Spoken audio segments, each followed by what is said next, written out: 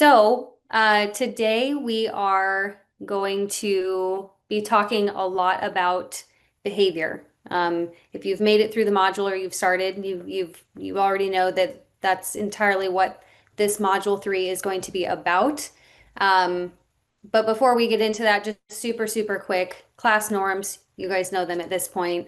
Following the SESTA norms, safe, engaged, silent devices, task-oriented, and accountable. As we go through this online class, just remember we love your guys' engagement. It's been awesome to hear from you guys, get questions through the chat, whatever. However you want to engage, feel free, whether that's through the chat or coming on mic, feel free to use that raised hand emoji if you need to signal to us that you have a question or something to say. I appreciate you guys keeping your videos on as much as you can and then keeping your audio off when you're not speaking. And then again, just try to stay focused and on task and not distracted while we move through the next 2 hours together. So the first bit of class is going to be us talking about the topics that are in the module. We're gonna do some like practice activities around some of the topics covered. We're also going to have a few discussions, share some resources, and then around the second half of class, depending on how much the first part takes us, we're going to have two of our BCBAs from SESTA joining us, and they're going to answer a bunch of questions. So we're going to get started. The first, and Stephanie, just so you know, I'm having a hard time seeing people all of a sudden. So I may need you to just help monitor the chat if questions come in and just shout at me No if problem. if I I can need you do to that. stop. Okay, thank you. Okay, give me just a second.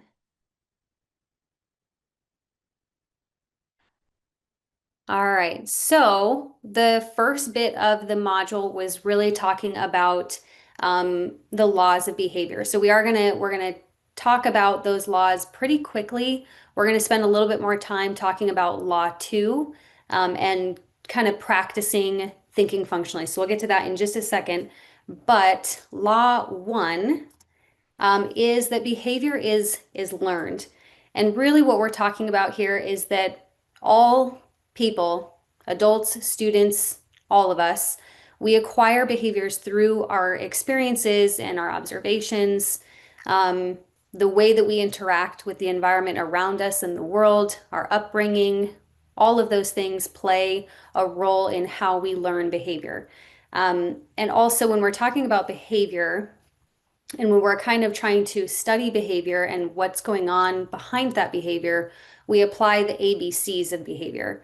And what that really is antecedent, behavior, and consequence. So the antecedent is the event that takes place right before the behavior happens. So this is that trigger, like what sets off that behavior. Um, for example, the teacher gives a difficult math problem. So that might be that trigger, that antecedent, what happens right before. And then the behavior itself is that action that the student is taking, and it's going to be observable to us. Okay, so maybe the student, once that trigger happens, they rip up their worksheet or something like that. That would be the observable behavior. And then following the behavior is the consequence, and that is just what happens immediately after. So, what was that response, that reinforcement? How was it reinforcing the behavior? And so we'll talk about that a little bit more here when we get to Law 3. But before we move on, I want to talk a bit about setting events because setting events are really important for us to understand as well. These are the things that might happen before the antecedent happens, and they are more likely to they're more likely to be to make an antecedent a trigger for a student. So we can kind of think of the setting event as the background condition that's happening. And a lot of times these are things that are out of our control. They're things that are maybe happening in the student's life, at home with their family, before they come to school, the night before. um, dynamics with friends, things like that. Of course, there can be setting events that happen within school, but it's really important for us to understand what setting events are because if we can identify them, then we can, even though they're out of our control, we might be able to plan proactively to reduce the chance that it is going to trigger the student, that it's going to lead to an antecedent. So I want you guys to just think and, share out either by coming on your mic or through the chat. Think about your experience with setting events and student behavior. So, what are some of the setting events that you have encountered that may have been a factor in influencing the behavior of students you have supported? So, I want you to think about that for a moment, just like examples you've you've seen, your experiences with setting events, and kind of share those in the chat.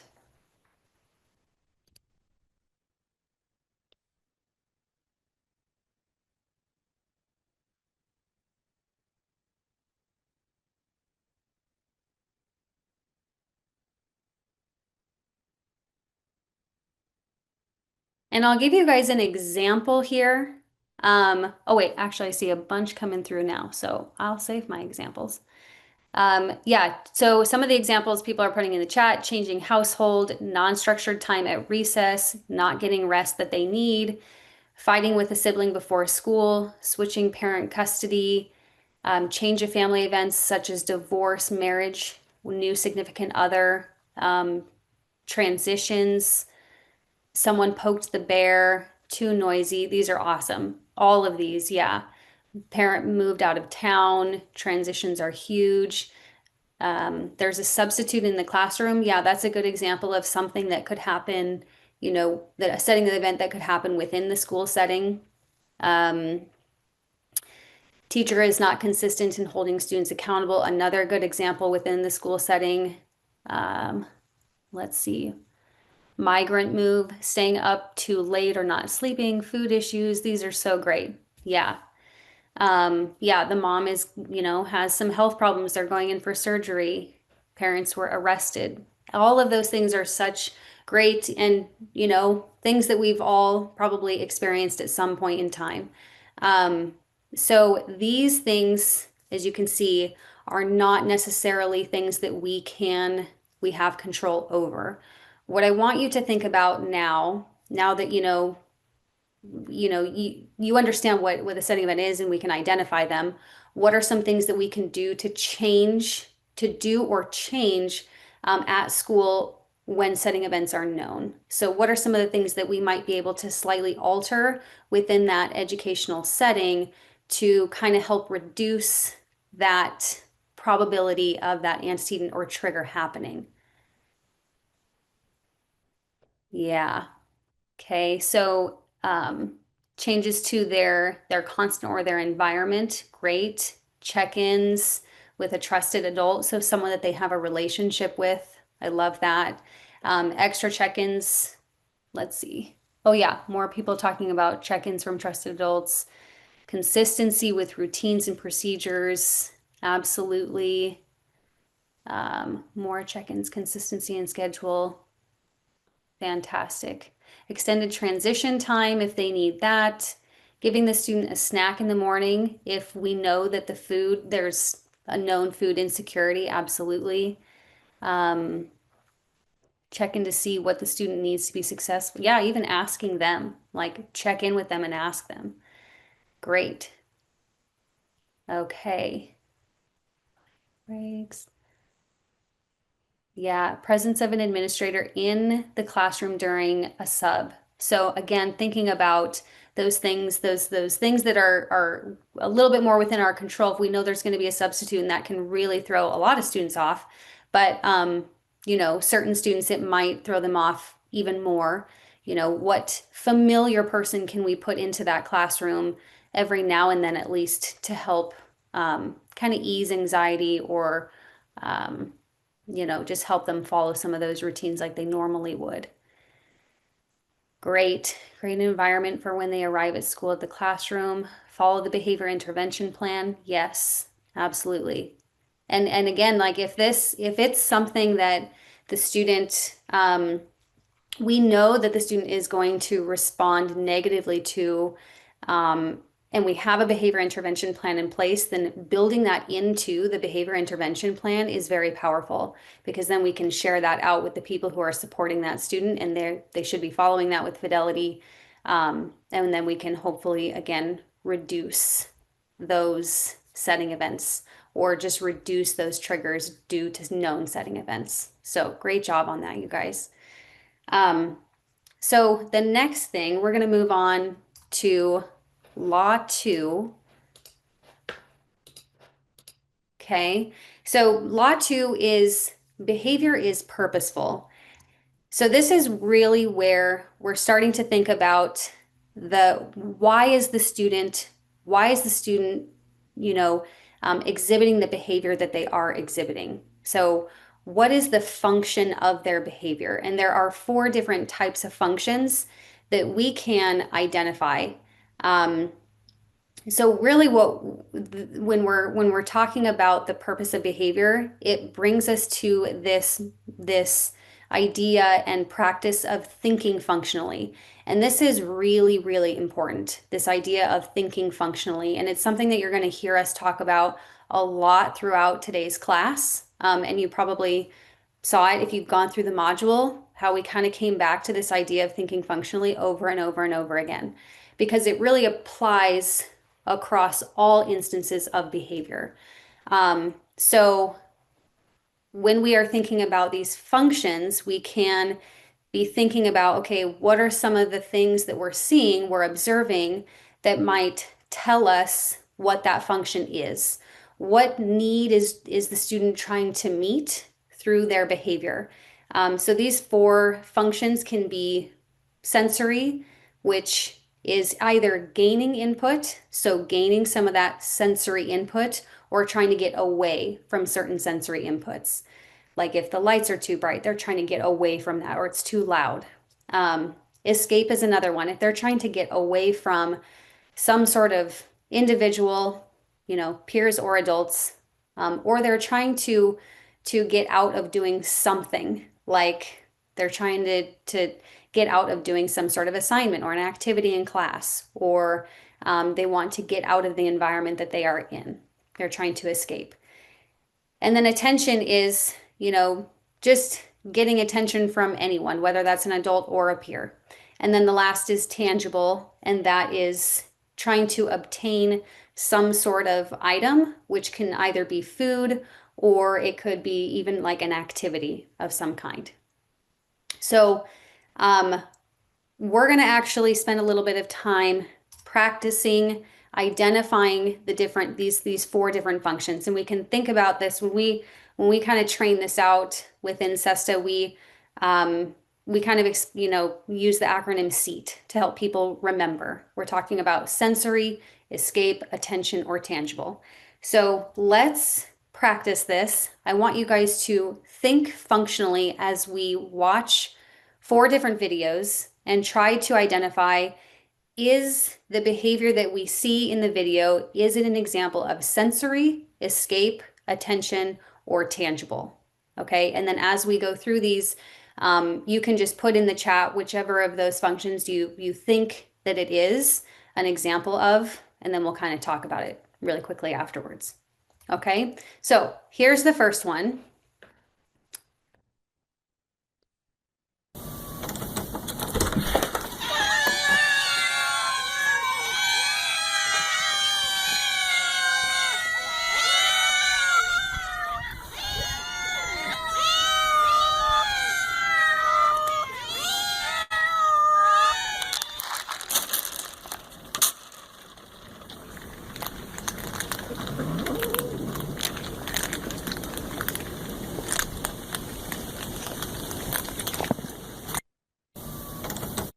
Okay. Yeah. So, it is a crazy cat lady. I've watched this video way too many times putting this together, and the sound of those cats is driving me insane. I love cats, but I've watched it too much now. But you can see it is tangible as soon as that person threw the food out on the deck, the cats immediately stopped meowing and that need was met. So they were, oh gosh, not again. Um, so this is definitely an example of tangible, trying to obtain some sort of item. Okay. All right. And now you can also see it's working because there's so many cats around. They're all coming to the front door, and it probably seems like this is something that has been repeated over and over and over, and they've learned, and their behavior is now um, consistent. Okay, that reinforcement. All right. So let's move on to the next one.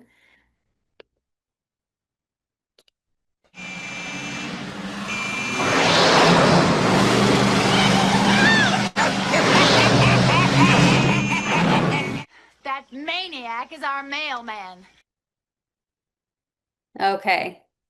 So what do you guys think about that one? This one is a little bit harder for me to identify, but because I think I had two in my mind when I was doing this. But yeah, you guys are on, you guys nailed it. Escape. Okay, so the guy that's standing in the road, he has to get out of the way before that mail truck actually hits him. Okay, so he needs to escape that setting and escape that person in the car. Okay. All right. Next. Okay, here's the third one.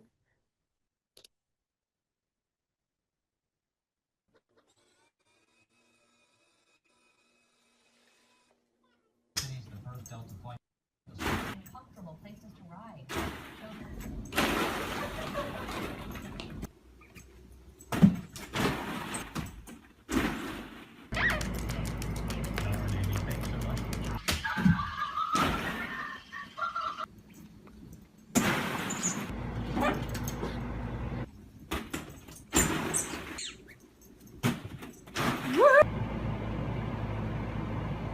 Yeah. Okay.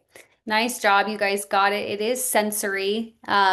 So the dog is definitely getting something out of jumping in this ball pit. It's not looking for attention from anybody. It just simply enjoys that feeling of jumping into the ball pit, and it's he's he's getting something from it. So this would be an example of sensory. Nice job. Okay, last one.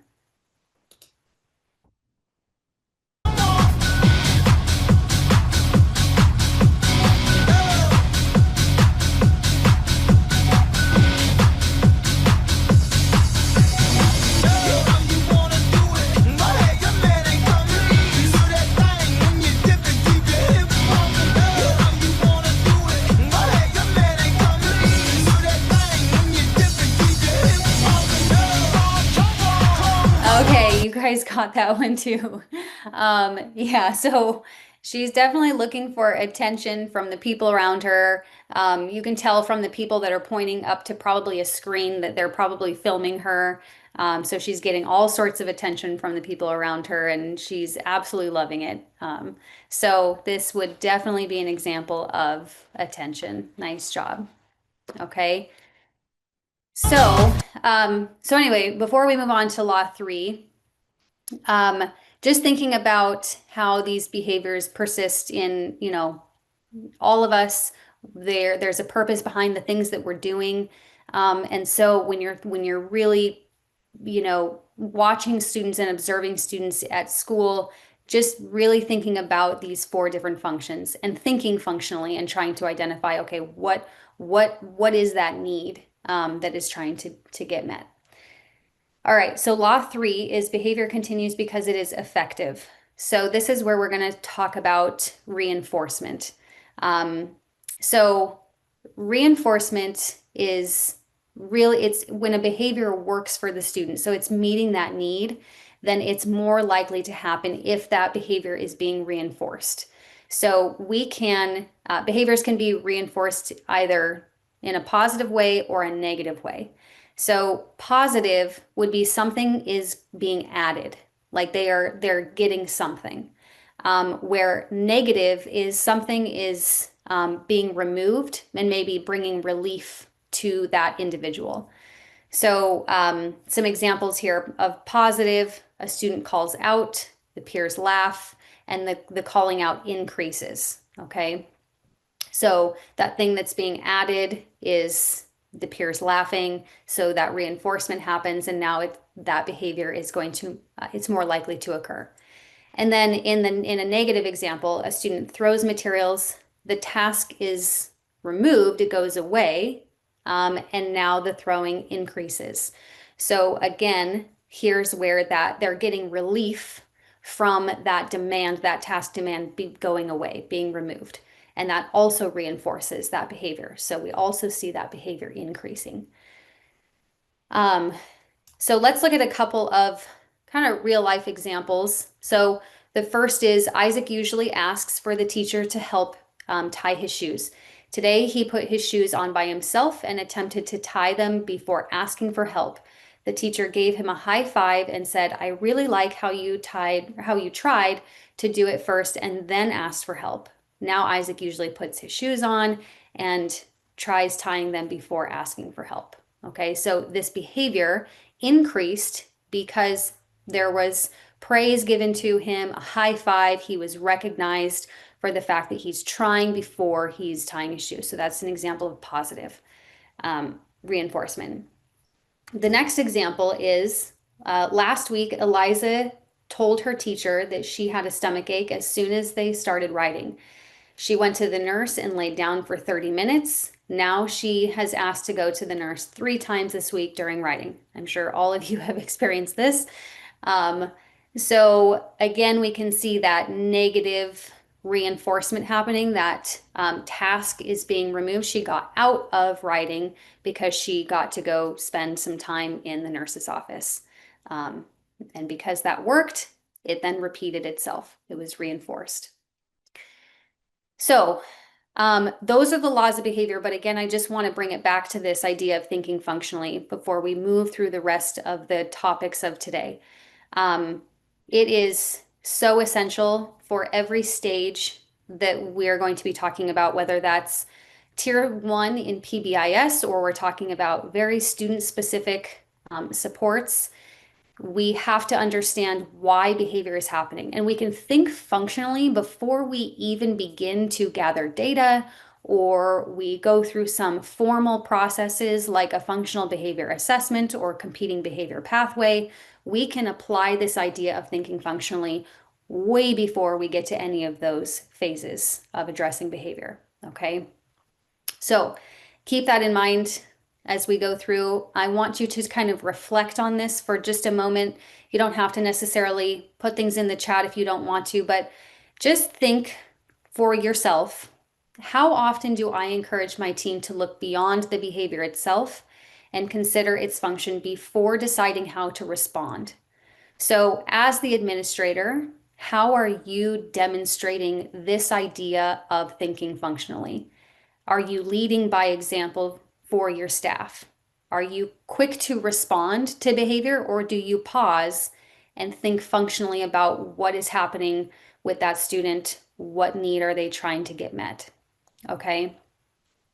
And then the next thought or question, pondering would be, in what ways do our current practices reflect an understanding of the purpose behind student behavior?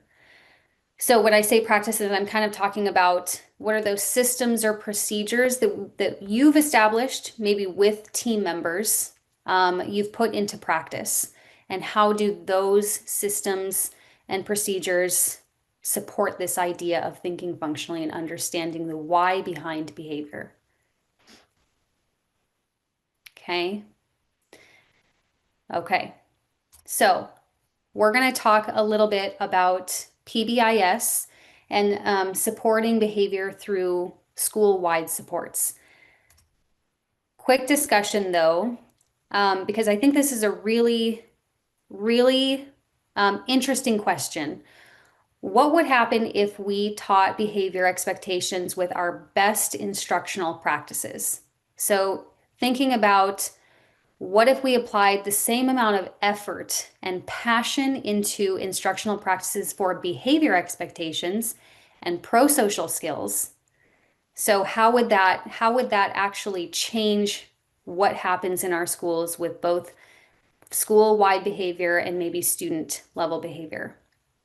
If we understand that behavior is learned and we remember that it affects all of our lives, then we would realize the importance of addressing behavior in the same way that we do academics and anything else. Okay. Okay. And I appreciate Dakota putting in the chat. My goal is always to consider the function of the behavior, but the challenge is teachers want reactionary consequence to the behavior. Absolutely. Yeah. So thinking about back to our, um, reflection on thinking functionally for sure. Okay. Thanks for sharing that, Dakota. Um, the Okay, yeah, we've got someone else in the chat. Positive behavior would increase along with academics. 100%. Um, Behavior is a major cause for students missing out on classroom time. So if we are addressing behavior, again, with similar effort and passion as we do academics, then we will see an increase in positive behavior, those target behaviors, and that is absolutely going to increase instructional time for students across the board. Okay. Yes. Making sure to reteach expectations after breaks. Awesome. And the beginning of the year. Teaching behavior increases consistency for both the teacher and the students. Awesome. Very, very true. Yeah. Okay. So you're getting it. It's a very, very important thing. And I know PBIS has become much more common, but I think that it's still something that we can work on, especially when we're thinking about implementing PBIS with fidelity, because that's also an important piece to the implementation of PBIS. So let's talk really quick about, why and PBIS, if you're not aware, is positive behavioral interventions and supports. Okay, so we're going to talk about it just a little bit, but again, the module goes quite a bit deeper than what we're going to be covering today. So it is one of the most well-studied methodologies for addressing school-wide behavior. And through a lot of the research that's been done, we've been able to see that when it is conducted and implemented with fidelity, it can have huge positive and impactful outcomes for all students.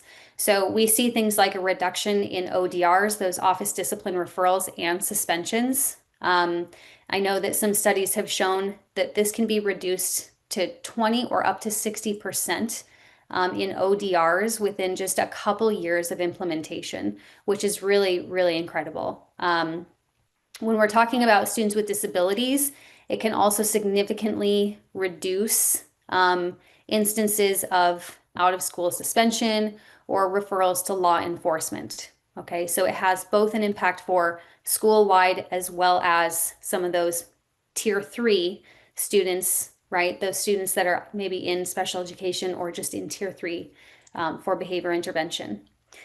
It improves school climate. So, it helps classrooms become more predictable and supportive, helps build relationships among staff and students. It also improves outcomes for all students, as we've kind of mentioned already. So not just students, in general education, but also students in special education. And even it helps to kind of reduce some of those gaps that we might see for some like minor groups of students. Okay. And then it indirectly supports those academic achievement goals that we have for students, like we were just talking, some of you were sharing in the chat. Obviously, if kids are spending more time out of the classroom due to behavior, then they're not going to be getting as much instruction time. Okay. So research also supports this idea of focusing on behavior increases more time for instruction as well. So here is the 3 tiers of support that's part of the PBIS layout. So tier 1 is really looking at the whole school, right? What are we going to implement at the tier one level across the board. So every single person has access to this. This may work for about 80% of students. Ideally, again, if we're implementing with Fidelity, we're being very intentional about how we're implementing PBIS. This should hopefully work for about 80% of students. But this is really these are those school-wide interventions for all learners. This can include things like behavior expectations, acknowledgement systems, social skills instruction, active supervision, and engagement. Okay. From there, we would move to tier two. And when I'm talking about moving to tier two, I'm not saying we're going to leave tier one and enter into tier two. We're actually layering, and we'll talk about layered support here on the next slide. But we would move up to tier two, and this is for more targeted student interventions. So specialized interventions for learners who are at risk for academic or social failure due to their behavioral challenges. At this stage, we might implement things like check-in and check-outs, social skills groups, small group counseling, restorative justice circles, and conflict resolution. Okay. And again, if we're addressing things with Fidelity, that should then meet the needs of about 15% of those students. And then if we're still not seeing improved behavioral outcomes for some of the students from tier two, we would then bump up the interventions and we would move up to tier three. So these are the individualized interventions for students with intensive or chronic behavioral challenges. And this is really where some of those more formal approaches to addressing behavior come into play. So we're looking at individual therapy, conducting an FBA, implementing a behavior intervention plan, providing more wraparound supports for that student, and then a crisis response. So if we have a behavior intervention plan in place, that crisis plan would be part of that BIP. Okay. So really quick before I move on to the next one, though, going back to that idea of thinking functionally, we can think functionally at tier one. We can think functionally that applies to the entire school. But then where it really, really comes into play is the start of tier two. Tier two, we should absolutely be thinking functionally about those student level or student specific supports that might need to be implemented. And then once we get to tier three, that is, again, we're still thinking functionally, but then we're moving through practices that are going to help us to gather very specific data to help us identify the function. Okay. So thinking about this layered support with PBIS, what we're talking about here is that we are going to provide these tiers to students based on their need, but we're not going to replace any of the ones before it. So if a student is doing great with tier one, then they would stay at tier one. If a student is at tier one, but it's not really working, we move up to tier two, then we would add tier two on top of tier one. It wouldn't actually replace tier one. So they're getting their supports from both tier one and tier two. And then the same thing if we move up to tier three, that student who's in tier three is going to be getting supports, tier one supports, tier two supports, and tier three supports. So this is a really important part to the PBIS structure is that we're consistently giving the students access to all tiers based on their needs.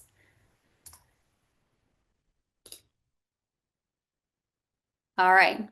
So the implementation of PBIS is really important, making sure, again, we're doing it with fidelity. So when we're trying to teach pro-social behaviors to students, we need to do this in a way that is effective. So some of the things that we can keep in mind as we're thinking about this fidelity is, are we defining the behavior that we want to see? Okay, so are we actually explaining to students what that behavior or skill needs to look like? Number two is adjust the environment to support success. So identifying environmental considerations that support or inhibit the behavior and make, we need to make necessary changes such as like accommodations or something like that. The third would be breaking the skill into smaller teachable steps for students. So how can we, if something is a little bit out of reach or we're just really far from a particular skill or behavior, let's break it down and start small and then build up. Again, just like we would with academics. In academics, we would not just jump to multiplication before we have a solid understanding of addition. We're breaking skills down. Same thing applies to pro-social behaviors. Number four is provide frequent guided practice. So as some of you were mentioning in the chat, we need to spend time addressing this and practicing this at the beginning of the school year. And then maybe even throughout the school year when there are long breaks from school or we're really just seeing an increase in behavior and we need to get back to practice and get back to the basics and remind students, where we're going with this. And then number five is be clear on your expectations and your responses. So making sure that you are being intentional about the language that you use when you actually interact with students and you respond to them. Because the way that we speak to students can have a really big impact on how we are reinforcing that behavior. So I want to show you guys a quick video that is just a really cool example of a school that implemented PBIS and some of these 5 steps into addressing how can they keep their cafeteria more clean and implementing some expectations around how the cafeteria functions and expectations for students. So we'll watch this very quick video. Hey Tigers, let's talk trash. What would you think if you had to eat around someone else's trash? I think that's nasty. I think that's nasty. You don't want to eat and then see somebody else's trash, but you eat and that makes you lose your appetite. I think. Man, that's just nasty. You don't need to eat around nobody else's trash. That's unsanitary. And disrespectful. Our custodians do a great job keeping our campus clean, but there are 67 tabletops in our cafeteria. If you do the math, that leaves custodians about 4.5 seconds to clean each table. Do you think you can clean a table in 4 seconds? Go! 1, 2, 3, 4. 1, 2, 3, 4. Go! 1, 2, 3. There we go. 1, 2, 3, 4.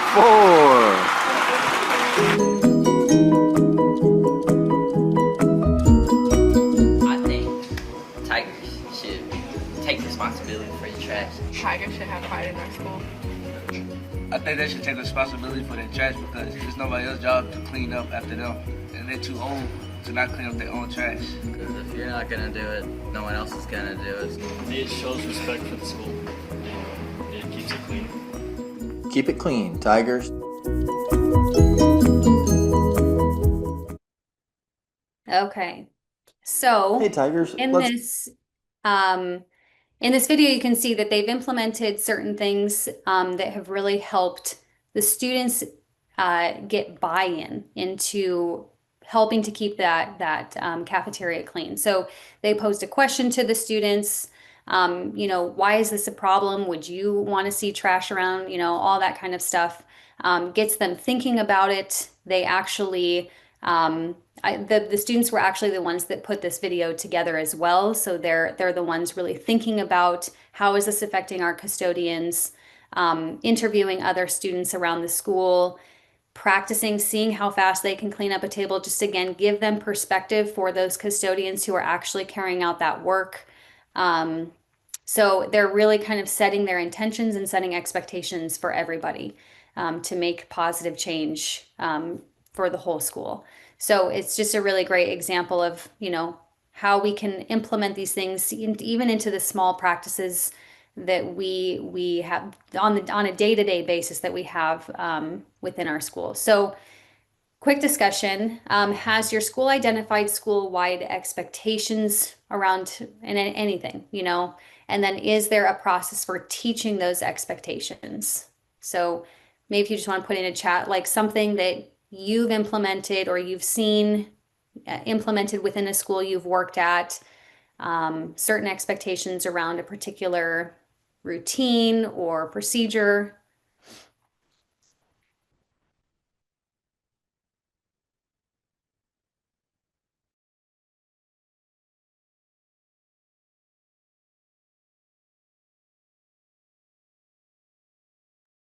Yeah. So I see um, cell phones. So putting procedures around cell phones, and that is a really tricky one, especially if you are in, I mean, even at the elementary level, but especially if you're in a junior high or high school setting. Absolutely. Okay.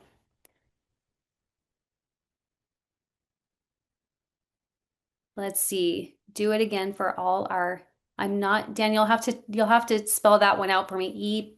The EPIC. Or if someone wants, sounds like this is maybe the Gem Prep schools. You guys have something that you're implementing.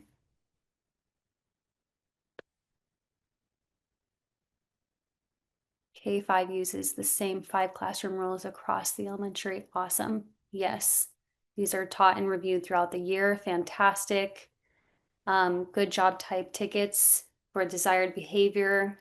Awesome. Excellence, perseverance, integrity, and kindness, kind of using that as a slogan across the school setting.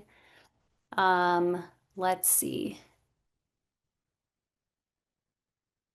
Halls for hallway behavior, awesome. Using acronyms is always very helpful for students, just kind of helps us remember things a little bit easier. Oh yeah, Gem Prep now has a great cafeteria routine, fantastic. Teach like a champion routines, procedures, and classroom management strategies.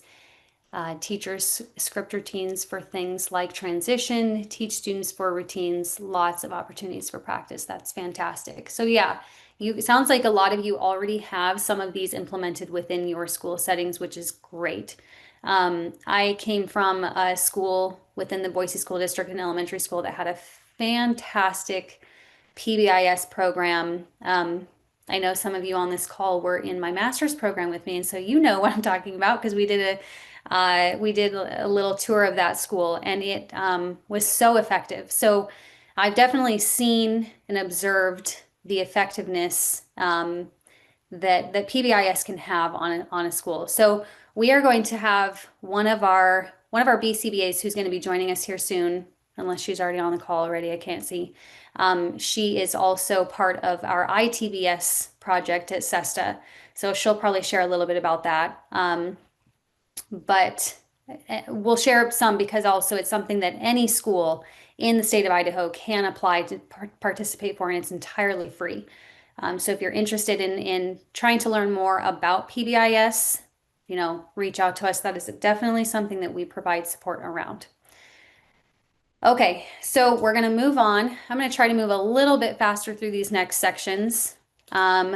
So student level supports, now we're kind of moving into that tier 2, tier 3, level of PBIS. So we're going to talk about student level a little bit. The first thing that we need to understand is that if we change the environment, we can likely change the behavior, because environment plays a huge role in student behavior. So when we talk about, how behavior happens in response to the environment, this actually includes things like that physical setting. So where is the student? How is the space arranged? Things like that. The tasks or the expectations, the demands that are being placed in that environment, the social interactions that might be happening between adults or peers in that environment, and then the consequences that follow the behavior. Okay, so again, what is that student gaining or avoiding in that particular environment? So environment is huge, huge, huge, huge. So if we can change some of these things and understand that environment better, then we are likely going to increase targeted behavior, the behavior that we want to see happening. Okay. All right. So how does this actually work in practice? So like where do we even begin? We want to begin, first of all, actually, before data, we want to start by thinking functionally, like I've been talking about for a while now. So I'm not going to get into thinking functionally, but tier two, you can absolutely start thinking functionally, right? But then beyond that, where do we start? Like if we're getting to tier three, or we're at the place where we're going to start gathering data and trying to understand things, this is kind of where we're starting. But data is very important. Progress monitoring data, any data that you're going to be collecting through your PBIS program, like if you have some form of data collection at tier one, then that can be really helpful. If you have data collection at tier two, that can be really helpful. But once we get into tier three, that's really where we're starting to take those more formal approaches, and data collection is a huge part of that. So the data helps us understand what's happening and the why. Okay, so we're going to look at that data we've collected to look for patterns in triggers. So again, triggers being those antecedents, and then also looking for patterns or trends in the behavior that we see and the consequences that are happening that might be reinforcing that behavior. And then from there, using that data and thinking functionally, we can identify the likely function of that behavior. So here's a couple of data charts that we actually have available on the Idaho Training Clearinghouse. If you go to the behavior page, these are ABC data charts, and there's actually two different types of ABC data forms. The first one is this anecdotal form, which is also known as like a narrative form, but this one is really meant for people to document and write down what are they actually seeing and observing in each of those boxes, starting with behavior, what happened right before it, that antecedent, and then that consequence, what's happening right after it. If you need something that is maybe a little bit quicker, then we also have multiple select. So this one is kind of set up to, it's already kind of set up to what you think that antecedent might be, that behavior might be, and that consequence. And then you just kind of check the box. Okay, so again, this one might be a little bit faster if you already kind of know what to expect in these three areas for ABC. Otherwise, that narrative one can be really helpful and give a lot of good information. Okay. So implementing some sort of data collection system to help you actually gather that data and then analyze it. Then once we have the data and we can actually start looking at it, we're thinking about, okay, how can we prevent the behavior? How can we teach those behavior skills? And then how are we going to respond to that behavior? So when we're talking about prevent, we're talking about, again, changing the environment before the behavior occurs, so the student is less likely to engage in the challenging behavior. So this could be things like shorten a difficult task, offer breaks, maybe change seating, providing visual supports, things like that. And then teaching the student the new behavior. So again, how are we going to break down the skills to actually teach the student that targeted behavior, that behavior we want to see? So teaching the student to raise their hand for help rather than calling out or shouting out in class. And then the last is respond. So we change the consequence in the environment, reinforce the behavior we want, and minimize reinforcement for the problem behavior.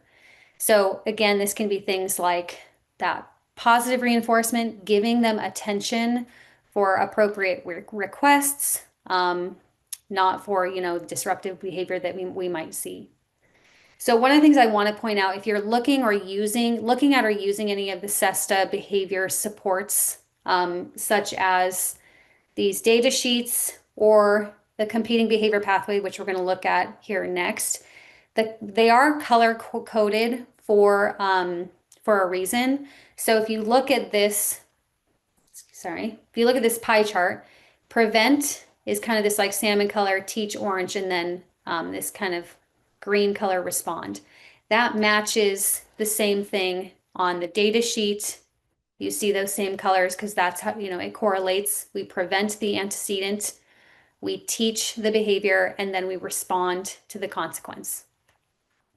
Or consequences, our response. So then when you kind of apply this to the competing behavior pathway, those same The same things apply, and again, it's color coded. So when you're completing the behavior pathway, you are thinking about using the data that you've collected. Okay, what are some of the setting events? What's the antecedent, that problem behavior, and that reinforcing consequence? Okay, but you can use this to help you identify the function. You would also be using this potentially in combination with a functional behavior assessment. Okay, and the BCBAs that are going to be coming on here in a little bit can talk more about the implementation of all of these things for you guys. Okay. Okay, so once we have identified the function, we've identified, okay, what is the target behavior that we want to see for a student that is on an IEP. The manual is very specific in that we have to address that behavior, and we have to document the services and supports around that behavior in the IEP. So if the student's behavior impedes his learning, his or her learning, or that of others, so that might sound very familiar. There's that question under the special consideration section of an IEP. Is the student's behavior impeding their learning or that of others? If you select yes, then you have to address the behavior, which we'll look at here in a second. But the IEP team shall consider, anytime the manual says shall, it means must. The IEP team shall consider the use of positive behavioral intervention supports and other strategies to address that behavior. Okay, so it is required for students on an IEP. Here's that, and again, this is a screenshot from EdPlan, but here is that section under the special consideration section, under behavior intervention planning. Does behavior impede the student's learning or that of others? The team needs to be thinking about this, and if they select yes, then there's two options that come up, okay? Either we're going to support the student through positive behavior supports that are incorporated in this IEP, or we are going to implement a behavior intervention plan, including positive supports, and that's also incorporated in the IEP. The BIP becomes part of the IEP. So positive behavior supports really would be more those smaller supports that we would implement for students whose behavior is it's affecting them, but maybe it's not harmful, or it's not like really chronic or extremely disruptive or things like that. We can put in place some supports into the IEP to support them. But again, those have to be documented in this section. If it's a behavior intervention plan, then that is a more formal approach to addressing that student's behavior and would be for behaviors that are more significant, harmful, super disruptive, things like that.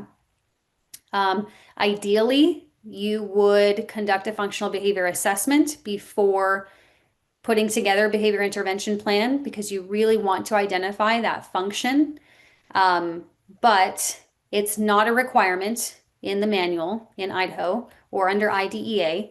The only time that an FBA is required is part of a manifestation determination review. Okay, but we always recommend an FBA as part of that BIP development process, because it just helps teams really gather a lot of data and identify that function. Okay, and it helps you build a BIP that is really going to address the function of that student's behavior. So the one thing that I want to also point out is that if you check yes to that question, is the student's behavior impeding their learning or that of others? There has to be a connection between that and the other parts and components of the IEP. So if you have checked yes, then you should have a goal for that behavior documented in, the PLAFs and goals section of that IEP. You should have services documented in the service grid to support that behavior goal. And maybe you have accommodations that relate to it. Whatever it is, you need to make sure that the IEP is consistent. So really finding those links and relationships across the IEP components to make sure that it is very thorough and you are really addressing that student's behavior. I just want to mention that because again, when we do our general supervision file reviews, sometimes we see teams check yes, but then there's no other mention of behavior throughout the rest of the IEP. If you check yes, you have to identify how are we going to address it? What are we going to teach? What is that goal? How are we going to support it? Okay, so just keep in mind that consistency. And the manual actually talks about this too. So it is a requirement. Okay, I want to show you all this behavior intervention strategies tool really quickly because it is really, really cool. And I think if there's like one behavior resource that I wish I would have known about when I was a special education teacher, this would have been it. So let me share. Just got to switch over to my tabs.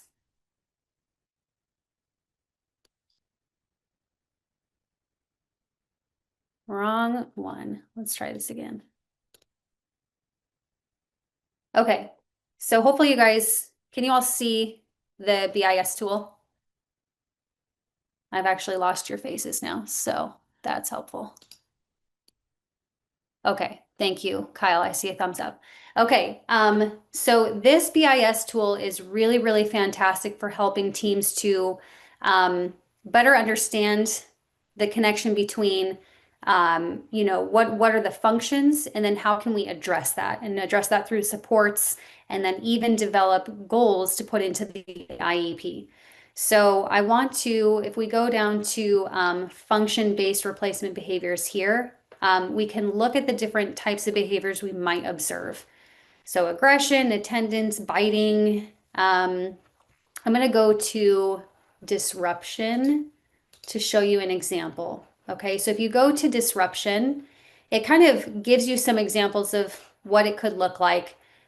Replacement behavior, the student will. So these are the behaviors, the target behaviors that we would want to see increase. Okay, so for sensory, again, this is assuming we've already identified the function of the behavior, either through an FBA or through thinking functionally. So sensory, we can, the student will request and or independently access available sensory supports, okay? If the function is escape, the student will communicate wants, needs using appropriate words, picture signals, etc. So this really helps us kind of narrow down what are some of those replacement behaviors we could consider for this student based on what we know about them and based on the function that we've identified. So what I love about this is this can actually help us to develop goals in the IEP for that student. It kind of gives us at least a framework or a foundation to work off of. So again, really, really helpful for your special education teachers, special ed teams. And then down here, it has antecedent-based strategies as well, based on the function of the behavior. So it has this for each of the different behaviors we might see. Okay, has the response strategies to increase that replacement behavior, plan to respond to problem behavior, so on and so forth. So very, very awesome resource there. Again, that is called the Behavior Intervention Strategies or BIS tool. And it is on the Idaho Training Clearinghouse. Okay, so let's get back to the PowerPoint.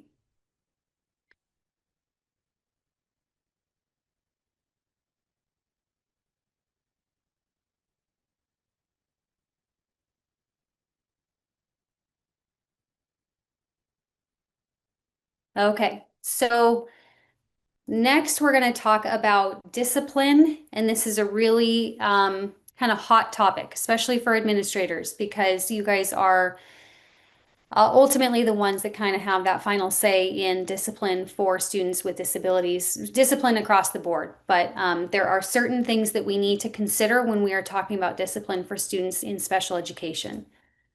So just keep in mind, number one, that IDEA requirements supersede district policy when supporting students with IEPs. This is very, very important to remember because you may not be able to discipline or follow disciplinary actions within your district's policy handbook, or whatever that looks like. You have to take other considerations into account for students that are protected under IDEA requirements. Okay, so we have this discipline flow chart that can be very helpful in making sure that you are following guidelines under IDEA or in the Idaho Special Education Manual when it comes to discipline for these students. This discipline flow chart is in the module, and I think I need to relink it. So Lori, again, shout out to you for letting me know when those links don't work. I'll make sure that I go in and fix that so you guys can have access to this. But this really does walk you through, okay, if we're talking about a student that's on an IEP, and we're thinking about removing them from school through in-school suspension or out-of-school suspension, or maybe we're considering an IAES, that interim alternative educational setting, what are the things that we need to consider? What are things that we need to know about in terms of requirements, restrictions, and things like that under IDEA and Idaho SPED law? So as an administrator, you play a huge role in this discipline process. You know this, you should know the student's status and those protections under IDEA. Also, making sure that throughout the entire process, you are still ensuring that the student has access to FAPE. So whether they are being removed or, whatever that removal looks like, if you are going to be conducting an interim alternative educational setting, whatever that looks like, you still have to understand what are your obligations to provide FAPE to that student. You should guide equitable and compliant decision making for the team, especially if you've made it to maybe an MDR, making sure that you're kind of helping team members understand the process as it applies to students in special education. Promoting collaboration amongst team members. Discipline can lead to a lot of conflict between team members. So you as that leader just need to remember that part of your role is trying to facilitate collaboration and minimize conflict as much as possible, which I know is not easy. So, I totally understand. And then coordinating that MDR process if and when that comes up, and then document decisions and communication. So documentation is obviously going to be very important as you move through these processes. Even before you get to some sort of MDR, just making sure that you are documenting the communication with parents through some form, whether that's communication log in your IEP platform or just having those emails kind of saved somewhere.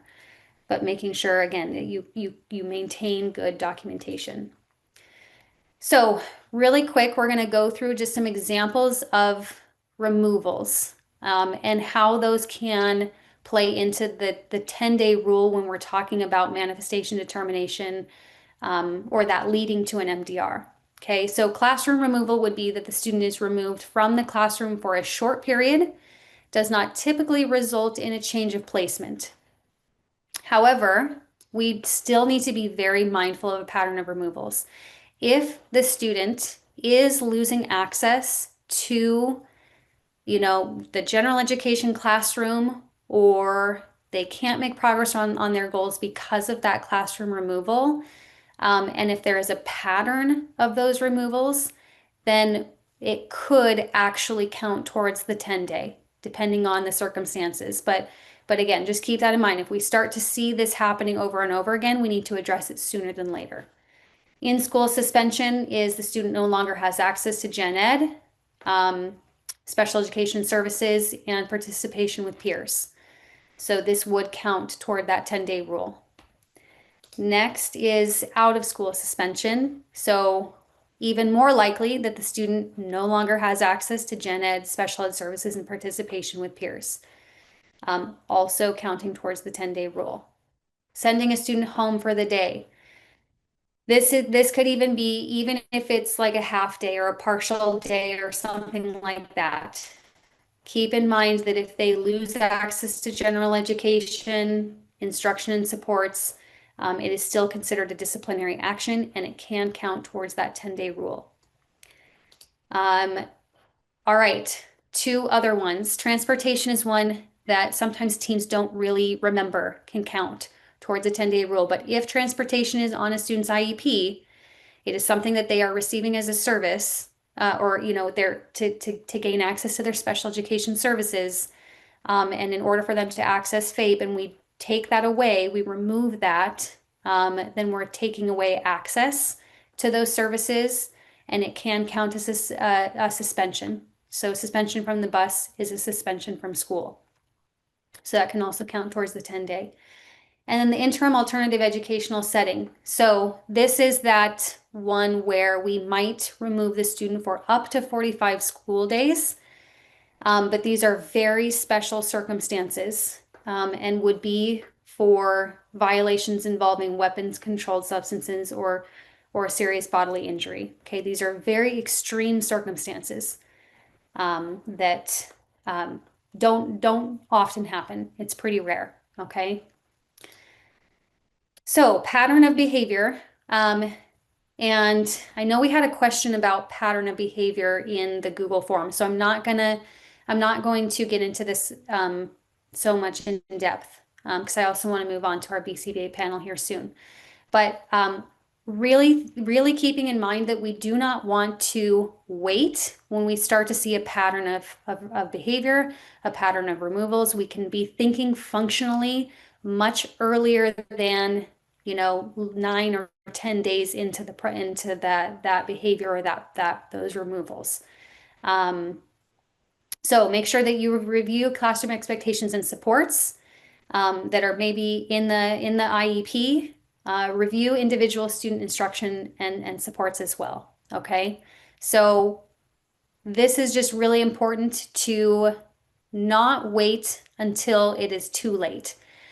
Because once it's too late, then that is really where teams kind of get themselves into some non-compliant issues. Okay. This is a flow chart for manifestation determination reviews. So if you are just wanting some more resources around MDR and kind of the flow of that process, this comes from the Idaho Training Clearinghouse as well. We have a bunch of other resources around manifestation determination. But the one thing that I want to point out is, as part of the MDR process, is that the team is really answering two questions when they get to this stage, when they get to the MDR. One is, was conduct in question caused by or had a direct and substantial relationship to the child's disability? Or was the conduct in question the direct result of the LEA's failure to implement the IEP? So these are the two questions that the team has to answer before they actually determine if that behavior was a manifestation of the student's disability. Okay. One thing that's really important to keep in mind when you are conducting an MDR, you've already made it to that stage in the process. So an MDR is not a hearing about whether the student engaged in the behavior or whether the punishment for that behavior was appropriate. Okay. We've already made it here. The behavior has all we're not focusing on that. We are simply examining whether the behavior is a manifestation of the student's disability. Okay. All right. I saw a couple things come into the chat. Yes. Okay, we have a question. I am going to hold on to those questions and have our BCBA panel help answer some of those questions along with the ones that were in the Google form. So we have made it to our BCBA panel. Before I introduce them, and hopefully they are on. I just can't see everybody's faces. So I haven't seen any of them. Oh, is it? There they are. I think, oh, good. Okay. I heard Rachel and Kylie. So really quick, some resources for you guys. A big one that we highly recommend is the Educator's Guide to Discipline. You can find this on the SDE's website. And this one is really great. It just walks you through all sorts of disciplinary action questions related to students in special education and actually students even not in special education, but this is one that we refer to a lot at SESTA. So highly recommend that one. We also have a What to Expect series on the Idaho Training Clearinghouse. It's actually meant for parents. So if you go to the parent topic page or the parent page on the ITC, you'll find all those What to Expect videos, and it can help parents better understand some of the topics we've covered today. And then the last I just want to point out is that we have a very robust behavior topic page. So many great resources on there with modules and quick guides and flowcharts and other resource documents. So a lot of the things that you will see in module 3 or that we've talked about within class today are linked within the behavior topic page. So check those out, print them off if you need, share them with teachers or whoever. Okay, so we've made it to our BCBA panel. So I want to introduce Rachel Grenzebach and Kylie Atkinson. I'm sorry, guys, I still can't see your faces. Right here. Okay, cool. So I'll let you guys share a little bit about yourselves, and then we'll start answering some questions from the Google form and in the chat and so forth. I'll go first. I'm Rachel Grenzebach. I'm a statewide coordinator here with SESTA. I've been with SESTA for about 1.5 years. And then I'm also a board certified behavior analyst. Prior to coming on to SESTA, I did consultation in schools and am an independent provider, been a supervisor at an ABA clinic, and done service coordination and just been in the field for about 20 years. And I'm Kylie Atkinson. I've been with SESTA for 4 years now, and I'm a statewide coordinator and a BCBA. My career is I started out as a paraprofessional and did in-home ABA and then became a special education teacher. And I've taught pretty much K through post-hire, been an aide. So I have a lot of experience in schools. And then I was also a behavior specialist in a district covering 25 schools, helping with FBAs and behavior plans. I helped with PBIS, lots of those things. I also did work in clinics for a little bit. So I have a lot of school experience in that. And then, yeah, been here for 4 years. So it's crazy. So I'll go ahead. Oh, sorry. No, go ahead, Rachel. I was just gonna just dive in and start answering questions if that is helpful. Yeah. Yeah, I put them on. I thought it'd be helpful for people to be able to see the questions. Perfect. So I'll just kind of go through. I have like a few slides. They're organized by topic. These are all the ones that came through the Google form. So thank you guys for those of you that took the time to fill that out. Just helped us kind of prep and kind of formulate responses a little bit ahead of time. So we'll go through a few different topics, starting with the laws of behavior. So the first question is, Law 3 says that behavior continues because it is effective. Can you elaborate on this? I see behaviors that continue, but I cannot imagine that the result of those behaviors is something the student wants. I feel like we get this all the time. Really what this law is talking about is behavior is effective because it works for the specific student. And sometimes what we think would be reinforcing for the student actually isn't. And that's where functions of behavior, I think, really come into play here. And you having to think functionally as a team of taking a step back from the behavior and thinking, you know, what is the student getting out of this? And part of that's the good data taking. And you'll start to see patterns of like, oh, every time they do this behavior, it looks like from the, you know, when you're in it, you're like, what could they possibly be getting out of this? But when you start to look at the data, it's like, oh, every time this happens, they end up getting sent to the office and then they get out of having to do the work. right? Or maybe they're doing a lot of behavior and they're getting attention from peers, even though it's not great attention, it's more negative. There ends up being a pattern. Yep. Are you gonna? I agree with that. I think that when we look at, if we're noticing a student and they are acting out and then a teacher is responding in a negative way, it's still negative attention, right? So it's either we give positive attention or we give negative attention. It's still attention, and that's meeting that student's need at that time. And so it's reinforcing it. And it continues to happen, and they go through the learning process. It's purposeful because it meets that need, and it continues because it works. It's getting them their need met. Yeah, so if it's still happening, even though you're thinking that there can't be a way that this is actually working for the student, if you're seeing it over and over, there is a reason because it's working for them in some way. And that's where doing the FBA process is so vital, because you have to get the data to kind of help you figure that out. Yeah. Because on surface level, it just looks like, how is this, meeting that need, or like what is happening here? It's just not a typical way that we see students try to get their needs met. So leaning into that, finding out what's happening before the behavior, what the behavior itself is, and then what's happening immediately after. When we look at it through that lens, we're able to kind of tease out what that is that they're getting from that behavior. Yeah, I think that sums that up. Awesome. Thanks, you guys. Okay, so I was the only one around laws of behavior. So we're going to move on to PBIS. We'll start with the first question. How formal are Tier 2 PBIS supports?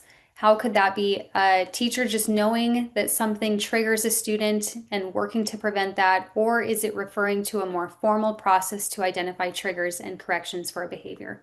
So I looked at this question a lot last night because I feel like there's a lot that goes into this.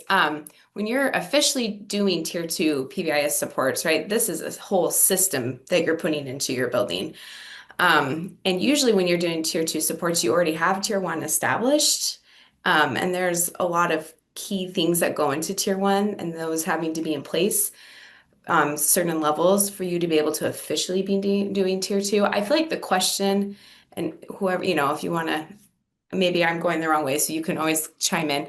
But I feel like this is more just saying, like, there are Tier 2 interventions that are used in the Tier 2 system. And you can use interventions without having a whole-blown PBIS system in place. Right. And I think that's more what this question was kind of getting at. Like, you don't have to have formal PBIS to do good interventions based on function when you see there's something happening. If you want to learn more about PBIS, we as SESTA have an ITBS project. People can apply for free. We help people set it up for 3 to 5 years. Like, we can help you with all of that. But I feel like this was more asking, just like, can we use some of those interventions? And and there's ways to do it. I feel like the first thing I kind of wanted to go over, we'll see if I can share my screen. Will you let me share my screen? Yes. Hold on, let me stop sharing mine. Okay, there you go, Kylie. You should be able to. Sure, I click, that's that one, right? Okay, I'm using Rachel's setup. Okay, can you guys see that? Okay. Yeah, looks good. Okay. Well, now you're over Actually, there. if you could zoom in just a little bit, I think that would. Okay. Maybe we'll see if there you go. I feel like one of the first things you're going to think about before you're ever considering interventions is what we call this challenging behavior flow chart. I love this flow chart a lot. We have this flow chart. We also have a module that kind of explains it. I think one of the key things you want to ask is this behavior interfering with learning? Is it harmful to the self or others? And does it put the student at risk for social challenges, right? And if you feel like that's what's happening, right, then you are going to move on to doing some interventions. If not, just doing that best at trying to ignore it and reinforcing when you see other students doing the correct behavior, kind of that 4-to-1 ratio too. But some of those considering environmental factors are some of those interventions, right? Does the student, if there's things going on with predictability, like, do they have a schedule? Do they know what their schedule looks like during the day? From the student's perspective, are the expectations consistent across environments and people? I feel like that can be huge. And that's something we actually talk a lot about at tier one is setting up consistent expectations on a school and classroom level and reinforcing when students are following them. That's a huge one. And then our reinforcement and correction procedures consistent among people. Like that's something you really want to look at in a predictability part of the day. Motivation, is the environment somewhere desirable to be? Like, do you have a relationship with the student? Do you know what they value? Have you looked at doing a preference assessment to figure out what they like? And some of this appropriate instruction part too, I feel like people miss a lot is like, have we figured out where the student's at academically, and are we making sure we're scaffolding to where they need to be? And if not, you're gonna look at putting those things into place. From there, I mean, we have a whole part on the Idaho Training Clearinghouse that this is our main page. You go down, we have a whole thing on Idaho tier behavior supports. There's a lot of information here at tier one. We have training materials, lots of different things here. We have orientation kits. We also have a whole module series that anyone can go through to learn about tier one. But where the question was asking about tier two, more specifically, some of the things that we can pull up, we also have some tier two modules that kind of go through what tier two looks like. But some of the things I really wanted to pull up is just really what tier two is if your tier one is in place or you're doing your best to have good classroom management, really tier two is identifying what students are at risk and kind of matching the need and the function to an appropriate tier two intervention. And I think like a difference that is helpful to understand is that tier three, like we are going through a formal assessment. We are going we have arrived at the place where we need to take that extra resources and put time and effort into that full FBA assessment, and then to an individualized plan for that student that is highly individualized and meets their needs and has a lot of resources around that. In tier two, we're thinking functionally, like we have that hat on of what does the students need? What are they trying to get? And can we meet that need with some kind of plug and play intervention, right? Like, can we provide that support for that, that student or that group of students that they're showing us that they have this their behaviors in a way that we need to meet that need. And we would just kind of plug and play those interventions so that it isn't a full-on formal tier three resource intense. And when your school is in a is operating under the full PBIS, like you're going to have formality around it. You're going to have data supporting that check-in, check-out system is working for that student. You're going to have a plan in place for who is taking that data, who's checking in with that student, who is contacting parents and, kind of keeping everyone informed and keeping that intervention cohesive. So it's more formal than just kind of throwing things at the student, and less formal than a tier three. Yeah. So the form I'm showing you here is something that we do in ITBS. It's our intervention toolbox where we match functions into intervention. The SDQ is just it's an assessment you can get for free online. It kind of just looks at these different areas and you rate a student, and it'll kind of rate them where they're at in each of these levels. So if that's something anybody wants, we can send that. But what I like about this is we'll look at the different functions and kind of based on where they're having areas of need from the SDQ, it'll tell you what tier two intervention you can match. And the other thing that we have on the ITBS website, let me go back and find it, is we have an info form for each type of tier two intervention. So say you're on here and you're like, okay, we think check and connect is going to be the one that we need to do. We have things on each one of them with links out to websites that explain it even more. So we have all those, and you can go back to sharing your screen. So I'll stop sharing, but I think, again, can a teacher just kind of do this on their own? I mean, they can. Is it going to work all the way, maybe not, because they don't have the backing of a team and someone who's checking in with them. And that's what really makes tier two what tier two is. But you don't have to be like formally in PBIS to be implementing stuff at kind of those intervention levels at a tier two. But we would suggest that you Yes, have I a mean, team. data support, right? If you put intervention in place, because you have hopes of it being effective in one way or another, data is needed so Yeah. you can see if that intervention is effective or not.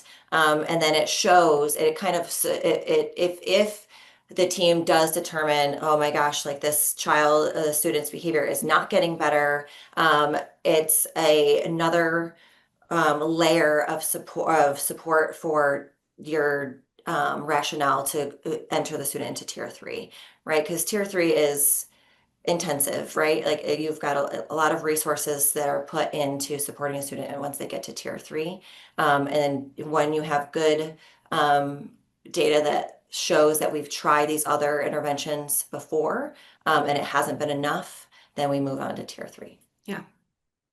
I think that's Yeah, thanks, you guys. There was someone in the chat that would appreciate a copy of that tier two, that like tier two toolbox that you were just showing from the ITBS page. I will tap you through. Okay. Yeah, thanks, Kylie.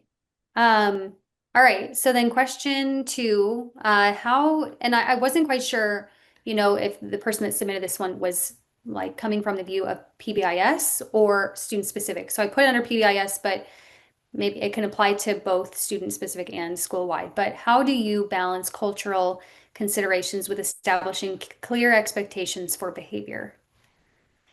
Yeah, that one is right. The question of the day. I feel like you chime in at any point. If you're talking more like student specific, say they're coming from a certain culture or whatever, and clear expectations for behavior, like obviously you want to honor everyone's, if they have a culture, they're coming from a background, but you can still have clear expectations for behavior in your building because a school building should have certain expectations, right? And I think the key to this is, honoring obviously where they're coming from, but also when you're having those expectations for behavior, being positive and trying your best to find those. And when you're seeing students, right? So I get it's a hard balance, but sometimes it's those hard conversations of, but we're in a school building. There are certain ways that we act. And two, it's a broader conversation, right? Yeah. If you have a student that has, you know, some significant cultural, I don't know what the word is, but they have alternative cultural than what your school is offering, or like the mission of your school. That is a broader conversation of like, how are we going to like incorporate one student into our expectations and into our either whether it be in the classroom level, or whether it be, there may be some cultural differences around hand washing or eating, or like where does that cultural difference apply in my school? Is it a broad cultural conversation, just as something that we need to apply to our school-wide, or is it more in the classroom, or is it more like in location throughout the school? Like what are the needs of that student, and how can we as a school environment help support that and still be consistent with our expectations? Yeah. And I feel like intervening on behavior, right? We don't want to do it unless we go back to that challenging behavior flow chart of those three questions, right? Of like, is this harmful to themselves or others? Like, I mean, is it completely disrupting the learning environment to a point where people can't learn? Like, when you're looking at those questions with the culture, then that's like, okay, we do need to kind of draw a line. Like, if there's those things happening. Yeah, I don't know if I feel like that's the best answer. I agree. Yeah, no, I think that was good. And I think that part about thinking is that behavior, whether it's a cultural, like a behavior that's influenced by their culture or not, is it disruptive to the learning environment? I think that's a really important piece. And I'm just, as I'm listening to you guys answer this question, I'm thinking about my experience again, like back when I was teaching in an elementary school that had a very robust PBIS program, and we had a very diverse group of students. Like our demographics were very, very diverse. We had maybe almost 30 different languages spoken at the school, a massive EL program, a lot of students that came from low income households. So there were tons of cultural differences amongst the demographics within our school. And I think one of the things also that kind of helped was first staff, like leadership and staff asking themselves, okay, what behaviors are we observing that are maybe different than what we're used to, because they're influenced by a particular culture, and then thinking, okay, is that behavior disruptive or is it not disruptive? If it's disruptive, then let's have a conversation as staff first around how are we going to address that while, like you're saying, still honoring those cultural differences. But if it's not disruptive, then, how can we almost also create a culture amongst the whole school where we understand each other's differences, like both students and staff understand we all come from different backgrounds, and really kind of like celebrating those cultural differences.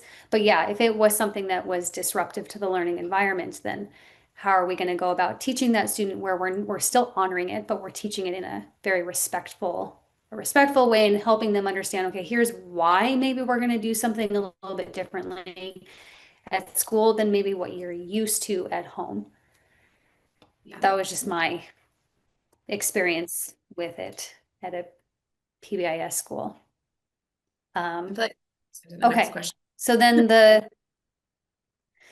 third question, how can we balance the educational rights of one student who demonstrates unsafe and disruptive behavior while honoring the rights of all students to a safe and productive learning environment?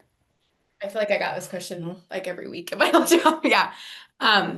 Honestly, this is hard. It's hard. There's no sugarcoating that, right? It's hard because, when a student is receiving special education services, the law is very clear about the educational rights of the one student.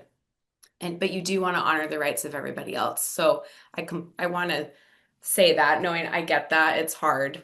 But I think what it comes down to is if you have a student who's being unsafe and disruptive, like they felt like they had to get to that point to do that behavior to meet a need for a reason. And that's a red flag to me in the sense of why do they feel like they have to do that at the level they're doing at? We need to intervene, right? If it's the level of doing an FBA and figuring out what is going on, what is triggering them, what's their function, what's the plan that we can put into place so we can minimize that to the point that it's not going to disrupt the learning and the rights of the other students. That's the whole point of the FBA process, honestly, is to address this question of, wow, we want to honor the one student, but we also need to make sure the learning environment's good for the And you lead on students. to in your process too, right? Like you consider appropriate placement, Yeah. and resources, and because you want to meet that student and their needs where they're at, right? And it doesn't mean that if the student has intense need in this moment, and we need to have the team needs to have a discussion about where the best place to educate the student is.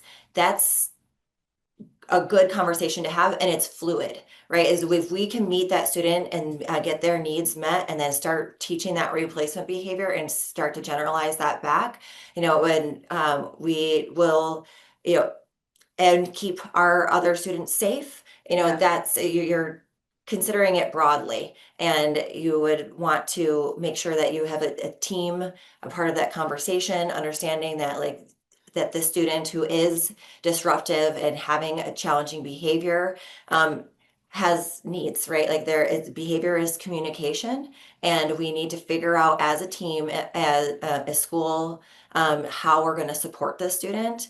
And it is a challenge, and it is a tricky thing to overcome.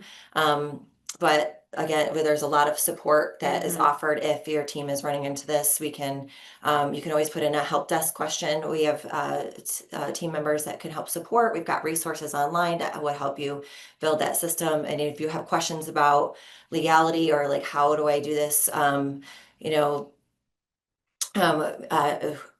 with, I don't know, We can help. we Like can help. and I don't know. Or I don't have, our everyone- school doesn't have this system, or Yeah. like maybe our school's mission is this and we don't have the space or the room. You know, these a lot of conversations we hear a lot. But there's always an option and a way to think through it. And sometimes having, some other thought partners in that is helpful. Yeah, and looking at least restrictive environment for the student, like sometimes this idea of them being in JETA and all day long and full day inclusion may not be the student's least restrictive environment. It's really looking at where's the student going to be the most successful. And to what you said, that I don't know everyone's background with SESTA, but we do help with short-term tickets where you guys put in a ticket, you can ask for, you have this one student that you're really struggling with, you need help with the FBA process, you need help kind of walking through these things really specifically for the student. And if whatever your district's policy on release of information, if that gets signed by parents, we have come and helped with that.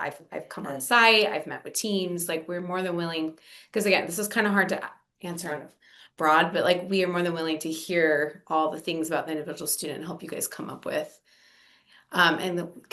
Kathy kind of asked a question that goes along with this. Can you address clearing the room for safety of all students due to the behavior of one student? So about 2 years ago, the state of Idaho did put out the new restraint and seclusion laws kind of around what's allowed, right? For clearing the room, there isn't like something really specific in the law, but this is a practice that like if it is getting really unsafe, your team can come up with a crisis plan is what we would suggest. We're more than willing to train on what that can look like and how to put that into place. A crisis plan of when this happens, we will clear the room, have an alternate location for the other students to go, and that could be something written up in a crisis plan. And you can do that. You can do like a universal crisis plan. Yeah. So if this is a student that has a one-off, right, and there's no pattern of behavior, but this situation has become unsafe for the students, and we need to do a room clear.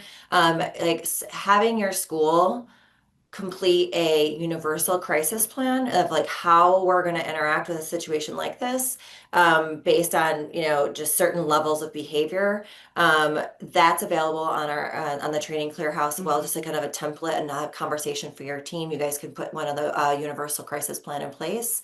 And as part of a behavior intervention plan, it asks like, is this behavior warrant a crisis plan? And you would formulate an individualized crisis plan for that student. And if the behavior is significant enough because we are not allowed to physically move a student, and if they're having a behavior, that's where we allow that behavior to have that go through its cycle. And in order to keep other students safe, we would have an alternative place for them to go. Yeah. Now, do we want to do that every second day or every other day? No, this is not a long-term thing, right? Like if you're doing a lot of room clears, there's a pattern established. That's when you're like, okay, we need to do an FBA and get a plan in place. So we're not if we have if we have an FBA and a plan in place, looking at why is it not effective? Because that's not something you're going to want to do every other day. This is like, this should not be happening very often. If it is, we need to look at what's going on with the plan and how we can help assist the student. Anyway. Yeah. Does that answer the question? I feel like we answered that. Yeah, nice job. Thank you. Thank you both. We'll move on to FBA and BIP questions next. Okay, here we go. What do we, and I was just gonna do a quick time check. We have about 15-20 minutes left, and we've got maybe 3 or 4 slides of questions, just so you guys know. So what do we do when we've done an FBA and BIP, but behavior isn't improving? So my first answer to this always is fidelity checks. One of the questions is, well, how long have you been implementing it? Because you got to remember, this kid, however old they are, that's how long they have a learning history, right, of doing this behavior sometimes. So you have to think about that. You have to give it time, just like any RTI cycle, you would give it time, right? You give it 6 weeks of implementation.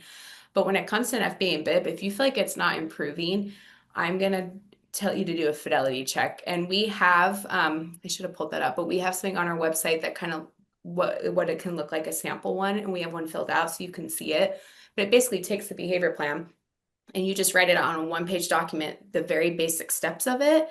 And then you guys are kind of fidelity checking, like watching each other do it to make sure you're doing it the right way. And I always implemented this in my last job because people would say, oh, it's not working. And I'd be like, well, let's figure out why. So we'd look at it, I'd do a fidelity check, I'd see what steps they might be missing. And then I go, are you not doing it because I didn't teach it to you well enough? Is it too hard of And a I think step? that Yeah. is a critical point is the teaching part, right? Yeah. Our student, the student who is at a level where they're needing an FBA and a behavior intervention plan, they've had practice with that challenging behavior and it's been reinforced over time. So when we want to talk about replacement behavior, which is what our behavior intervention plan ultimately outlines, it's a more appropriate behavior that meets the need of that challenging behavior. So we want to put a plan like we would create a plan, like a lesson plan basically of how we're going to teach that student how to engage in that replacement behavior. Like, is it appropriate to teach that student in the general education environment amongst their peers where they are getting reinforcement for their challenging behavior? It's up to the team to decide. Oftentimes, like we need to have a more we move to a different setting to teach that behavior, have them practice that skill, and then generalize it across different environments in the school. To Kylie's point, like when we have this intervention and that lesson plan outlined, are the steps clear? Is every person who's implementing that intervention, are they implementing it consistently? And then are we missing a step? And then as we're able to look at that fidelity piece, like the student is not getting it here. Do we need to break it down into more smaller steps so the student is understanding that piece? And just like that broader question, if we are noticing that behavior intervention we're not seeing any effect of that behavior intervention plan, is the intervention appropriate for the behavior? Yeah. Like we maybe need to go back to the drawing board and consider that FBA. Has our FBA been done by a team with stakeholders that are with that student regularly? Or is it done by a school psych who visits the school, 2 times a week? Like it's just like, how intense does that process need to be, and who's involved in that assessment and planning? Yeah. Nice. Thanks, you guys. So the next one is, when is it appropriate to move forward with an FBA or BIP versus trying additional general supports? So I think when I showed the challenging behavior flow chart, the very end of that flow chart is like, okay, if it really is disrupting, it's harmful to self and others, there's those things going on. There's that whole list of things I showed that should be tried first. Predictability. Yeah, motivation. predictability, motivation, looking at appropriate instruction. If all of those things have been tried and it's still not working, the bottom part of that flow chart is start looking into the FBA process at that point, right? And again, thinking just of the FBA process is, it's worth it, but it is work. So it's like, have we tried these other things first? If not, we need to start considering looking at that. Our robust like school-wide supports, though, that our teachers and that school team thinking functionally, can we meet this need without that intensive resource in tier 3 for FBA or BIP? I would ask ourselves, like, is it significantly impact the learner's ability to access curriculum, the safety of others, and our peers, safety of peers or others, and their ability to interact with others? Those are the 3 questions that we ask ourselves before we move on to the FBA. Yeah. This next one's a little long, and it kind of overlaps over a couple different topics. But what recommendations would you offer to an administrator that is creating behavior plans in cases where there is insufficient data to identify specific functionally related target behaviors? Additionally, are there evidence-based strategies or frameworks for implementing a universal behavior plan that could address such disparate behaviors efficiently while maintaining effectiveness? The scenario is more related to middle and high school students. Honestly, for the first part, we just talked about this in our other meeting too. If you're just standalone trying to do your own FBA, it's not going to work most of the times. And part of that is it's a team process. Like it really should be done by a team who knows the student and can really look at that data. Because if you don't have enough data to really identify that functionally rated like that functionally replacement, it's not going to work. Just like if you don't do the right tools to diagnose something medically and then you try to treat it, I mean, you're gonna have the same issue. I feel like, yeah. And if you wanna I say- mean, when we're considering low frequency behaviors, that's something that's like very intense that happens like once, maybe twice, where there's not a clear pattern established, that there's multiple ways that you can kind of try to gather data. And it is tricky because you do want to have that behavior in with that assessment done contextually, like where did that behavior occur, and if we're seeing it at home, that an interview would be helpful to help support our assessment. But unless we're able to formalize a pattern with that context, it's hard. But there's ways that we can do things like looking at a past video. Do we have video of that behavior occurring? Do we have, and if we don't, do we have our debrief notes from that incident, right? Do we have, what other documentation do we have that could help us support or establish a pattern in that behavior? For that behavior, there's a lot of things, but this is a time where I would contact and reach out to a behavior specialist who knows how to look at these documents and look at the different mediums for to try to glean that information and try to put a plan together.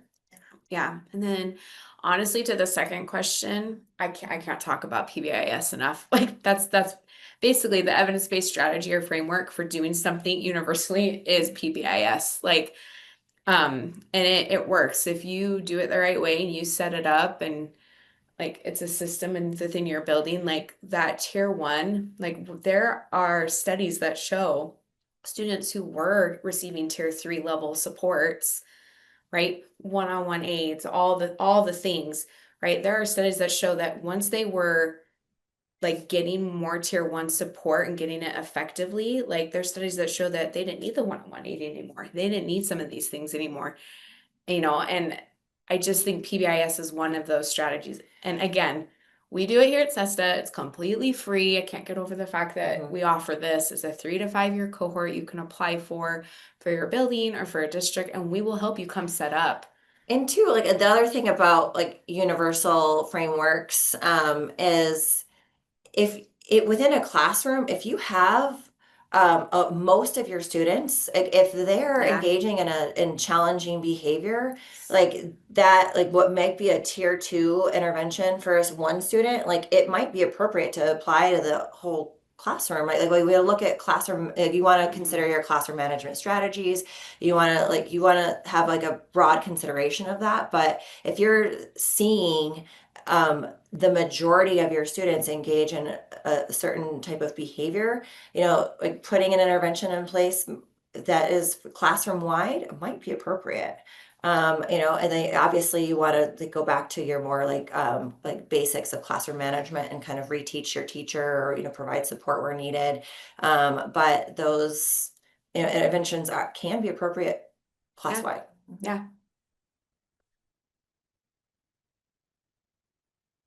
Saying if you ever have follow-up questions, you can email us. We can just trying to get through. Behavior questions are a hard thing to do because I feel like people who have these questions are speaking from a specific scenario or an instance or a student, and without that background information, we want to be able to like comprehensively answer that question, but we're just kind of coming at it generally. So if there's anything that we're not touching on more specifically, please reach out. Yes. Okay. This one. Yeah. Okay. Sorry, I was muted. It's okay. We have a few questions around discipline. So the first is, according to our student handbook, a behavior plan is required upon a student A student's second suspension were the offense. However, a challenge arises when the two incidents leading to suspension involve district and unrelated behaviors. For example, one suspension for vaping and another for academic dishonesty. This situation complicates the development of a targeted and effective behavior plan. My first answer to this, and I think, again, this might be your district policy, so obviously, I get you're trying to follow district policy.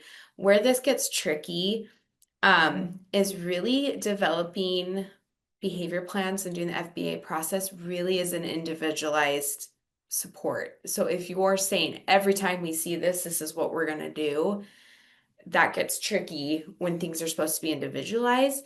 I think the heart of this could be if we start to see two suspensions, we need to meet as a team and consider options. That way you're not feeling like you just have to go straight to a behavior plan, because sometimes 2 times isn't enough time to get data all the way. Like sometimes you don't have enough of a pattern quite yet, or you need to really get different assessment tools to find a pattern.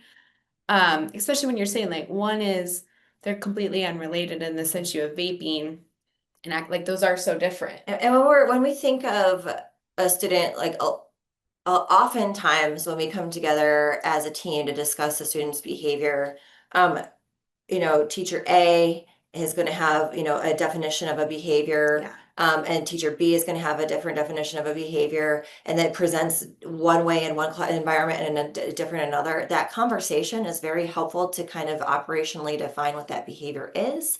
And what if you do decide that a FBA or a behavior plan is warranted, you kind of and you are seeing multiple behaviors, like when you go through and you've operationally defined more than one behavior, you kind of like put that behavior through a hierarchy of decision making, right? Is it safe? Is it safety is first? Is something, if it's impacting the safety of themselves or others, like that's something you would consider first. And you kind of walk yourself through that hierarchy of behaviors. And the one that is the most significant impact on that student is the one we would address. And oftentimes, I know this is as we kind of want to, like, when we see challenging behavior in our school, like we want to like give it everything we can. But when that most significant behavior, and we do a really good job at teaching a replacement behavior and showing that student that they can get their need met in another way, a lot of times they'll generalize that skill to other behaviors. And it is a team conversation about what that looks like, and it is highly individualized. And when we're talking about behavior plans, knowing that it's not like legally mandated to complete an FBA before every behavior plan, it is best practice because the FBA provides us all the information that we need in order to build a comprehensive plan. When we have a robust assessment completed on that behavior and that student's behavior, we're able to pick out a effective replacement behavior that not only meets that student's needs, but they can get reinforcement consistently. Our staff is trained on it. Like there's just a lot of things that fall behind that. And then yeah, I think that's suspension for vaping. Yeah. So, and then if it's one thing, it might be a discipline issue. And then, going back and reteaching that a behavior plan may or may not be appropriate. Yeah. So sometimes again, if it's district policy, I get that, but I might relook at the wording of that and go, maybe that not a behavior plan is required, because right, we have to be careful about predetermination when it comes to special ed law, and we have to make sure we're looking at it being individualized. Maybe just a team needs to meet and look at developing supports or something, like, so that way you have a flexibility of like, what do we actually need to do to help this student? That would, anyway. So yeah, good suggestions. Thank you guys. That is a tricky one. So we'll do one more question from discipline, and then we have like, maybe if we can answer in like 2 minutes, and then I think we'll probably end up answering the rest of the questions and share that out through the module. So this one is discipline and manifestation determination. Sometimes this is a hard one to really navigate. Parents don't always understand that their actions are part of the problem. So tips and tools to navigate parents' anger, lack of participation would be appreciated. Honestly, I've been through a lot of MTR meetings, sorry, manifestation determination meetings. You know, I think what this comes down to is parents are upset that their student's been suspended. They're upset. And I think part of it is a lack of understanding of the manifestation determination process. And so I always try to educate, right? I would try to pull the parents in before we ever had a manifest determination, and I would just explain what it was, and I would explain what their rights were, and I would try to give them that knowledge. And again, if they're not, the participation thing is always going to be a thing with parents in the education world, right? Like you can do the best you can do. But trying to come at it from that lens of like, we just want to educate you on what this is, and here's our next steps, and here's why we're doing it, right? The whole point of a manifest is to go, there's a pattern here. We're suspending a lot. Why are we doing that? We need to find a better way to help this kid. Like that's really the heart of a manifest anyway. And when we're talking about relationships, family, like with Yeah. family, and then there's a whole lot of research that supports building relationships with families, not always having discipline be the first point Yeah. of contact. Like there's there's a lot behind that. But there's also, I lost my train of thought. But don't always understand the actions are part of the problem. So Yeah. but oh yeah, when we're thinking about behavior out things that are affecting our student outside of our environment that we have control over, there's just such a limited amount of, other than communication and and trying to build those relationships. When our student is in our environment, like we want to be able to show that like, hey, we have this IEP in place and we've done our best and we've done a great job. We can show with data, we can show our fidelity, that we've really implemented this plan that has been written, that you've signed off on, that that we're implementing this right. And then, or like this is like, or we're saying this is like be a manifestation of their disability. Either way, what we're doing is not meeting the need of the student. So we need to come back to the drawing board and talk about that. And we would love to have your input. And then otherwise we need to meet that need of our students in within our environment, within our control. Thank you guys. We had only like a couple more slides of questions related to two others for discipline and two around kind of the role of the administrator. So what we'll do is I'll kind of work with Kylie and Rachel to maybe help form a written answer to the rest of the questions. And then we can share that out through the module. And also I'll make sure to address any of the questions that came through in the chat during class. Again, if you guys have any more questions related to, any of the things that we've talked about in Module 3, behavior, if you have questions about PBIS, discipline, whatever it might be, reach out to me if you would like through this class, but also we have our help desk. And that help desk is somewhere where you can get questions answered or find support for any of your student specific behavior needs. So Kylie and Rachel, thank you guys so much for joining. It was fun fun. having you guys on. You guys are the real experts on behavior, so I'm glad you got to come on and just share knowledge and help answer questions and clear things up for folks. So Yeah. Just want to say thanks to all you administrators. Like it's a hard job. Like we are really grateful that you took time in your summer to come do this class and learn all the things and want to know more about the special ed world and behavior. So kudos to all of you. yeah, absolutely. Okay, so very last before I send you guys off, just want to remind you that we have the rest of Module 3 that's open through this week. The assignment, again, there's two options within that module you can choose from. One, if you're wanting to kind of plan for the upcoming year, or if you wanted, the second option is, again, diving deeper into a particular topic covered within Module 3. Your choice. So make sure that you are kind of trying to stay on top of those assignments. Again, the due dates are more of a suggestion, and we're getting caught up on all of our grading. So you'll be seeing those come in real soon. And then Module 4 will open up tomorrow. That's our last module of the class, and next week is our last class. So you can look forward to that, and it is focusing on leading. So like you leading as an administrator, how do you support special education teachers and other staff members and things like that? Okay. All right. Thank you, everyone. I'll make sure that this recording gets uploaded to the module as well. Appreciate your participation, and it was great seeing all you. Take care.